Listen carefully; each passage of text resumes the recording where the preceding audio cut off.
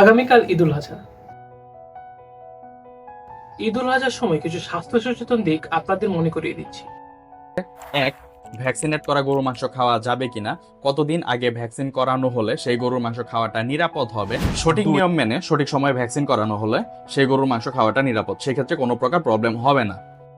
দুই, অ্যানিমেলকে কুরবানির আগে অতিরিক্ত খাবার দেওয়া যাবে না। অ্যানিমেলকে জবাই করার 8 থেকে 12 ঘন্টা আগে খাবার দেওয়া বন্ধ করতে হবে এবং 6 ঘন্টা আগে পানি সরবরাহ করা বন্ধ করতে হবে। ছুরি যেন ধারালো পরিষ্কার হয়, যেন পশু খুব কম কষ্টে মারা যায় এবং অপ্রয়োজনীয় কাটাকাটি না হয়। কোনো একটা অ্যানিমেলকে যদি কুরবানির 1 মাস আগে ভ্যাকসিনেট করা হয় তবে সেই অ্যানিমেলের মাংস খাওয়া নিরাপদ হবে। পশুর গলার 4টি জিনিসের মধ্যে অন্তত 3টি কাটা অত্যন্ত জরুরি: শ্বাসনালী, খাদ্যনালী বা ফুড পাইপ, ডান জগুলার রক্তনালী এবং বাম জগুলার রক্তনালী।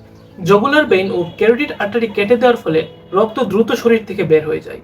এতে মস্তিষ্কে রক্ত ও অক্সিজেন সরবরাহ বন্ধ হয়ে যায়, ফলে পশু খুব দ্রুতই অজ্ঞান হয়ে পড়ে। বিজ্ঞান বলছে এই অবস্থায় মস্তিষ্কের ব্যথা অনুভব করার ক্ষমতা দ্রুত বন্ধ হয়ে যায়।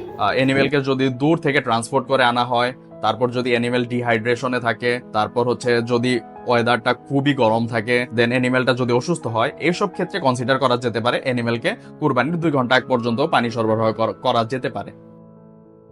কুরবানির ইসলামিক নিয়ম অনুযায়ী গলা কাটা হয়, ঘাড় বা মেরুদণ্ড নয়। এতে করে স্নায়ুতন্ত্র হঠাৎ বন্ধ হয়ে যায় না, বরং প্রাকৃতিকভাবে ধীরে ধীরে দেহ নিস্তেজ হয়। এতে পশু কম কষ্টে মারা যায়।